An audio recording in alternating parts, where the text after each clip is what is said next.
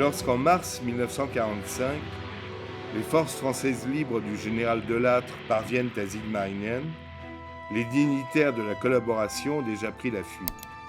Céline s'est réfugiée au Danemark, d'autres en Italie. Pétain et Laval, eux, essaient chacun de leur côté de gagner la Suisse. Mais si Pétain bénéficie du droit d'asile, Laval, lui, est refoulé à la frontière. En désespoir de cause, il demande asile à Franco. Et au lendemain du suicide de Hitler, le 2 mai 1945, au moment même où l'armée soviétique et l'armée américaine font leur jonction dans les ruines de Berlin, Laval réussit par miracle à embarquer sur un vieux Junker qui l'emmène avec sa femme à Barcelone. Contrairement à toutes les promesses qui lui avaient été faites au temps de sa splendeur, trahi par ces Espagnols qu'il considérait pourtant comme des amis sûrs, Laval est immédiatement incarcéré avec sa femme à la forteresse de Montjuïc. Il allait y rester plusieurs mois, apprenant avec rage que Pétain était rentré en France. Et voici que Pétain entre dans la salle de la première chambre. Trop petite salle pour un si grand procès. Pour ce procès où l'homme qui ose encore se dire chef de l'État va répondre des années pendant lesquelles la France a été occupée aussi par lui. Le premier président Mongibaud ouvre les débats par les questions rituelles et l'accusé répond « Pétain, Philippe, maréchal de France ». De sa prison en Espagne, Pierre Laval entendait mal à la radio les comptes rendus du procès Pétain. Mais Pierre Laval était, je crois, ulcéré, c'était un de ses mots, un des mots qu'il affectionnait, il était ulcéré de ne pas pouvoir lui aussi se justifier. Il était désolé de voir le maréchal Pétain rendre des comptes, voir les avocats du maréchal Pétain parler et surtout construire la défense du maréchal Pétain contre lui, Pierre Laval. Dans sa prison espagnole de Montjuïc, Laval est en proie au doute. Trahi par Franco, doit-il accepter de se réfugier en Irlande, pays neutre par excellence, ou doit-il rentrer en France pour se justifier, comme est en train de le faire le maréchal Pétain? Il semble même qu'il ait songé à se suicider. En partie sous l'influence de sa femme, Laval choisit de rentrer en France. Dès lors, tout va très vite. Le Junker allemand qui l'avait amené à Barcelone le ramène en Autriche en zone américaine. Le général Copland, pressé de se débarrasser de ce colis encombrant, le livre aux autorités françaises. Aussitôt, De Gaulle exige que Laval soit rapatrié, mais dans un avion français. C'est donc dans un Beechcraft de l'US Air Force, hâtivement repeint aux couleurs françaises, que Laval et sa femme atterrissent au Bourget le 2 août 1945. Il est immédiatement incarcéré à la prison de Fresnes et, dès le lendemain, conduit au palais de justice de Paris. Et c'est un Laval décharné, flottant dans un costume devenu trop grand pour lui, qui entre au tribunal. Et voici dans la même salle un autre gibier de choix. Pierre Laval a oublié dans tous les sens d'être un innocent. Laval dut vite se rendre à l'évidence, symbole de la collaboration la plus active, il était bien l'homme le plus haï de France. Laval, l'avocat des mauvaises causes, va plaider le dossier Pétain. Le procès Pétain, dit-il, c'est un peu le mien. Et c'est le sien, en effet. Pétain, Laval, les deux noms sont liés. Liés par l'assassinat de la République. Liés par Toulon, par la déportation, les cours martiales. Liés par Buchenwald et Dachau. Liés par la mort des patriotes. Liés par les fameux mots qui ont fait la gloire misérable de Vichy. Je souhaite la victoire de l'Allemagne. Les jurés ont parlé. Oui, Pétain est coupable. Oui, Pétain mérite la mort. À cause de son grand âge et de son passé de vainqueur de Verdun, De Gaulle devait gracier Pétain. Mais il lui fallait maintenant régler le cas Laval. Et rapidement, car se profilait déjà à l'horizon l'échéance des élections du 21 octobre 1945. Des élections capitales pour les gaullistes, chargés de l'épuration et soucieux d'afficher une fermeté au moins égale à celle des communistes dans la répression des traîtres. L'instruction du procès Laval confié au juge Béteille, prévoyait au moins 4 semaines d'interrogatoire menées au fort de Montrouge. C'est une instruction qui était absolument escamotée, puisque les archives de Vichy n'avaient même pas été entièrement dépouillées. M. Béteille avait prévu 25 interrogations, 25 interrogatoires. Il y en a eu 5, en tout et pour tout. Malgré les protestations de Laval et de ses 3 avocats commis d'office, l'instruction est close le 23 septembre. Le magistrat instructeur, le juge Béteille, est parti en vacances en emportant les clés de son coffre.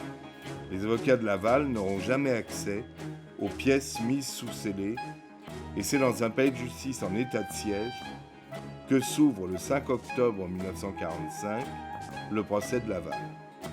Fenêtres obstruées, garde en armes sur les toits, dans les cours et les couloirs, il faut montrer patte blanche pour accéder à la salle d'audience.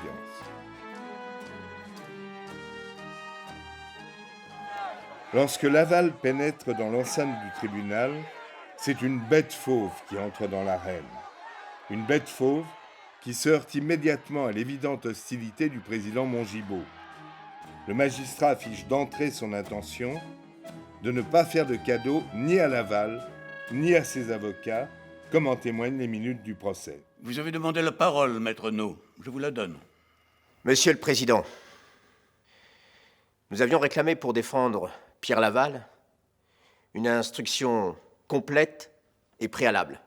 Soyons sérieux, maître. Les faits qui sont reprochés à votre client sont connus de tous. L'instruction du procès Laval, c'est en juillet 40 qu'elle a commencé. Il était donc inutile que nous perdions notre temps avec une interminable instruction judiciaire préalable. Refuser à l'accusé une instruction équitable, c'est la négation même de notre justice. Nous avons donc pris la décision de renoncer à plaider.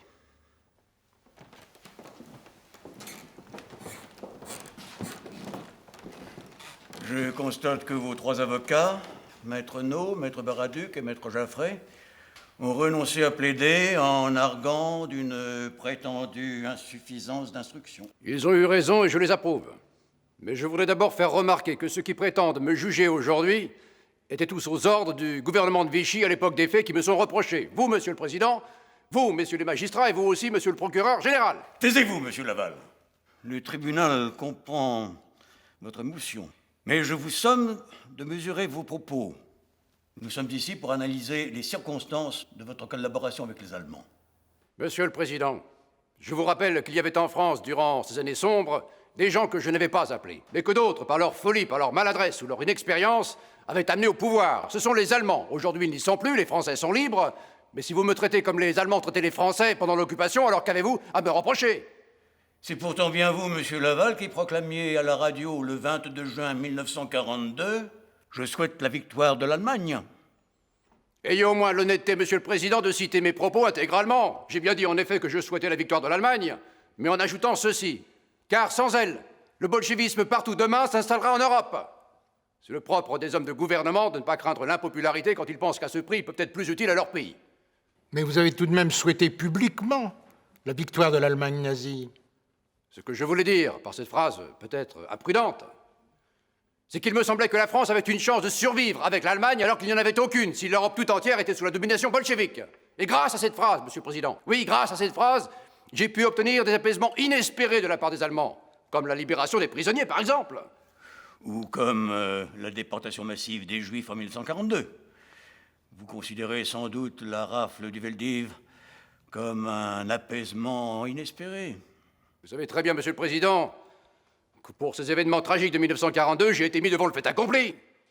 J'ai protesté avec véhémence auprès du général Auberg, qui m'a assuré qu'il ne pouvait rien faire. C'était une décision prise personnellement par Hitler. J'ai essayé de savoir où les Allemands conduisaient les convois de Juifs. La réponse était invariable. En Pologne, où nous voulons créer un État juif. Et vous vous êtes satisfait de cette réponse? Oh, je crois que je n'ai pas été le seul. Mais moi, j'ai fait tout ce qui était humainement possible pour sauver le maximum de ces malheureux. Ça ne vous a pas empêché d'envoyer des dizaines de milliers d'innocents vers les camps de la mort. Mais j'en ai sauvé des milliers, et je peux le prouver. Dès juillet 1942, j'ai contacté le Saint-Siège et j'ai supplié le pape d'intervenir.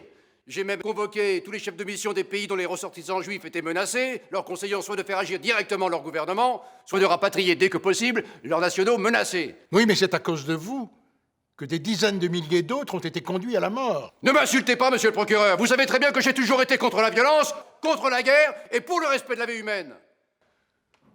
Vous m'accablez parce que je n'ai pas toujours su dire non. Mais vous qui me jugez si sévèrement, monsieur le procureur, et vous, monsieur le président, vous avez dit oui toute votre vie. Monsieur Laval, encore un mot qui puisse constituer un outrage à l'égard des magistrats et je vous fais ramener en cellule. La loi et la force me contraignent de me présenter devant vous comme un accusé. Et si mon corps est enchaîné, mon âme est libre. Je suis français, monsieur le président. J'aime mon pays. Je n'ai servi que lui et je vous le prouverai. Si toutefois vous me laissez m'exprimer. Autrement, condamnez-moi tout de suite, ça sera plus clair. 12 balles dans la peau. Voilà ce que tu mérites, crapule. Messieurs, s'il vous plaît. Tu gueuleras moins fort quand tu seras devant le poteau d'exécution, salaud. Messieurs, un peu de dignité, s'il vous plaît. Je rappelle à messieurs le juré qu'en aucun cas, ils ne peuvent intervenir devant le tribunal. Dans ces conditions, je me trouve dans l'obligation de suspendre l'audience. Garde, faites sortir l'accusé. Monsieur le Président, la façon injurieuse dont vous m'avez traité tout à l'heure et les manifestations auxquelles se livrent certains jurés montrent clairement que je suis la victime d'un crime judiciaire. Je n'accepte pas d'en être le complice. Le refus de poursuivre l'instruction, autant que le fait brutal de m'avoir mis dans l'impossibilité de me défendre, établissent de manière certaine que tout a été prévu et organisé pour m'empêcher de parler. Craint-on que je mette en cause certaines personnalités? Redoute-t-on à ce point la vérité? Dans cette situation, je préfère me taire, et vous continuerez sans moi cette mascarade. Sale traite, fumier, ordure, va. C'est dans ce climat délétère de violence et d'extrême confusion, et en l'absence de Laval, que le verdict est rendu. L'heure est venue de payer. Et c'est devant un fauteuil vide la sentence que la France attendait, la mort. L'affaire Laval a été abominable. Abominable. En ce sens que l'instruction a été bâclée au vrai sens du mot.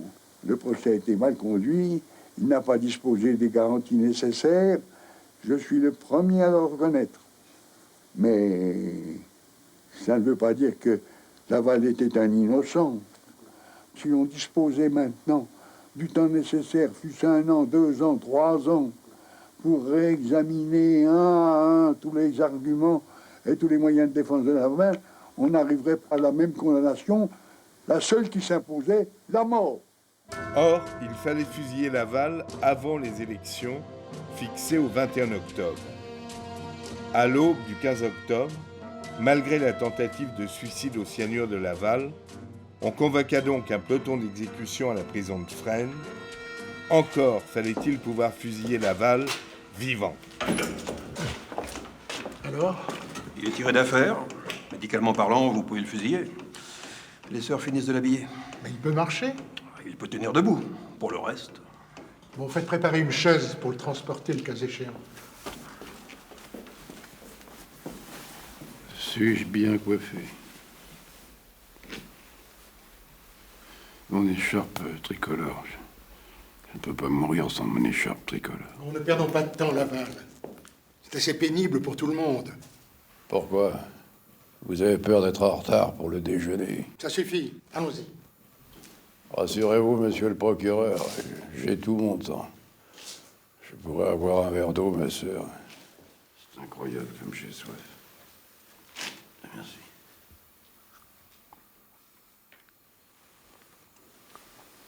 Bon, allons-y, mes amis. Sinon, le procureur Mornay va encore s'énerver pour son déjeuner.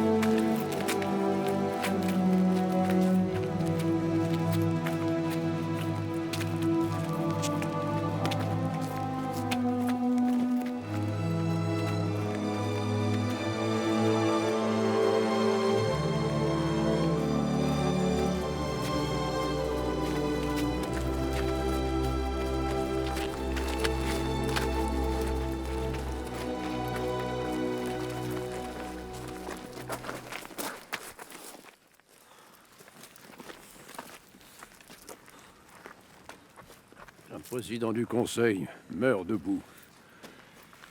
Je trouverai bien les forces nécessaires pour tenir la minute qu'il faudra. Je voudrais commander moi-même le peloton d'exécution. C'est impossible, Monsieur le Président. Et pourquoi donc? On l'a bien fait pour ce pauvre Pucheux, à Alger. Un ordre militaire est nécessaire pour que tous les soldats tirent en même temps. Comme ça, vous ne souffrirez pas. C'est vous qui le dites. Monsieur Mornay, même en vous cachant derrière un corbillard, vous resterez coupable d'un des plus grands crimes de l'histoire. Je meurs pour avoir trop aimé mon pays. Oh.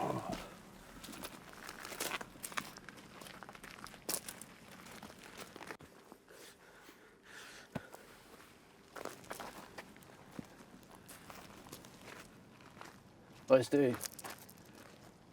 Je veux que mon dernier regard soit pour des visages sympathiques, comme ceux de mes avocats.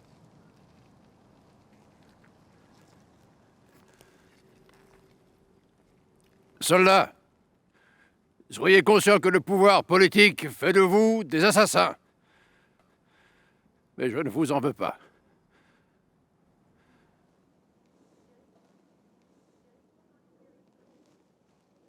À mon commandement, premier rang, genou à terre. En joue.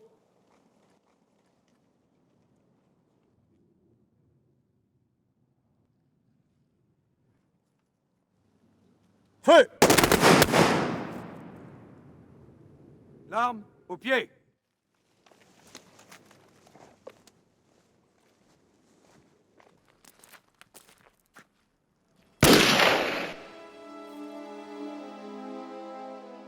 « 15 octobre 1945, 12h32, Pierre Laval a expié. » C'est le tout jeune journaliste Pierre Sabag qui couvrait l'exécution pour la radio tandis que le corbillard emmenait le corps de Laval vers une fosse commune du cimetière de Thiais.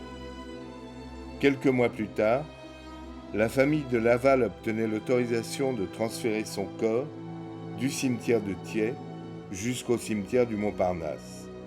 Encore aujourd'hui, chaque 15 octobre, des fidèles du président Laval viennent déposer sur sa tombe des fleurs blanches, ses fleurs préférées.